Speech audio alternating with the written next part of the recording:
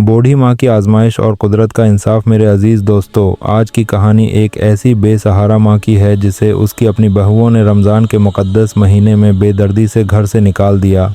झलसती धूप में कमज़ोर जिस्म और थकन से नौढाल सलीमा बीबी बेयार व मददगार पड़ी थी। उसके जिस्म की हर हड्डी दर्द से चटक रही थी, आंखों से आंसू बह रहे थे और गले से सिर्फ एक कमज़ोर चीख निकल सकी। ये वही अम्मी जान थी जिन्हें गांव के लोग इज्जत और मोहब्बत से याद करते थे। अगर किसी के घर झगड़ा होता तो वो उम्मा जान के पास आकर मशूरा लेते। अगर हमारे घर झगड़ा होता तो वो उम्मा जान के पास आकर मशूरा लेते। कोई भूखा होता तो गांव की औरतें कहती कि उम्मा जान का दिल दरिया की तरह वसिया है। उनके 6 बेटे थे जिनकी परवरिश में उन्होंने अपनी पूरी ज़िंदगी लगा दी। उनकी खुशी के लिए अपना सुकून तज दिया। मगर वक्त बदला, बहुएं आए और उम्मा जान की ज़िंदगी एक नया मोड़ ले आई। पहले पहल तो सब ठीक लगता था, मगर आहिस्ता आहिस्ता बहुओं का रवैया तल्ख होता गया।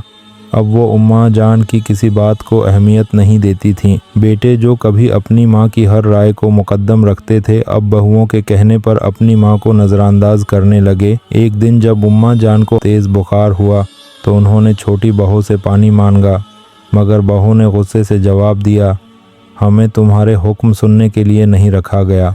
अगर इतनी तकलीफ़ है तो अपने बेटों से कहो कि वो तुम्हारे लिए कुछ करें। उम्मा जान का दिल टूट गया। वो जिन बच्चों के लिए रातों को जागती रहें, आज इन्हीं के घर में उन्हें बेयार व मददगार कर दिया गया। जब रमज़ान का महीना आया, उम्मा जान ने रोज़े रखने की ठानी, मगर बहुओं को ये पसंद न आया। उन्होंने जानबूझकर उन्हें तकलीफ़ पहुंचानी शुरू कर दी। सहरी में खाने में नमक ज़्यादा डाल दिया जाता, कभी खाने को छिपा दिया जाता, और जब उम्मा जान इबादत में मशगूल होते तो उन्हें तंग किया जाता।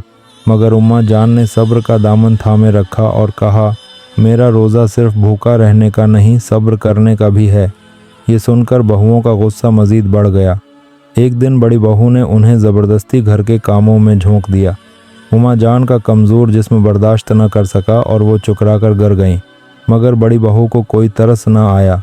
उसने उम्मा जान को बेदर्दी से दरवाजे से बाहर धकेल दिया और वो तपती धूप में बेहोश हो गईं। उसी वक्त बड़ी बहू की बेटी किचन में काम कर रही थी। अचानक उसका पांव फिसला और वो उबलते हुए तेल के बर्तन पर गिर गई। चीखो पुकार से पूरा घर लर्ज उठा। जब बड़ी बहू को अस्पताल ले जाया गया तो डॉक्टर ने कहा कि उस अस्पताल में है कि चेहरे और जिस्म पर जलने के निशानात हमेशा के लिए रहेंगे। ये सुनकर बड़ी बहू को फौरन उम्मा जान की याद आई। वो मंजर आंखों के सामने घूम गया जब उसने उन्हें घर से निकाला है था। वो जार व कतार रोने लगी और अपने शोहर से कहा, अल्लाह ने मुझे मेरे गुनाहों की सज़ा दे दी है। मैंने अपनी माँ जैसी सास के साथ जुल्म किया और आज मैं खुद भगत रही हूँ। बेटे और बहुएं फौरन उम्मा जान को ढूंढने निकले। वो तपती धूप में एक दरख्त के नीचे बेहोश पड़ी थीं। जब बेटे ने उन्हें अपनी गोद में उठाया तो उनकी हालत देखकर आंसू बहाने लगा। या अल्लाह, हमने अपनी माँ के साथ किया सलूक किया। कुछ देर बाद उम्मा जान को होश आया तो बेटा शर्मिंदगी से कहने लगा, माँ, हम आपके साथ बहुत गाफिल रहे।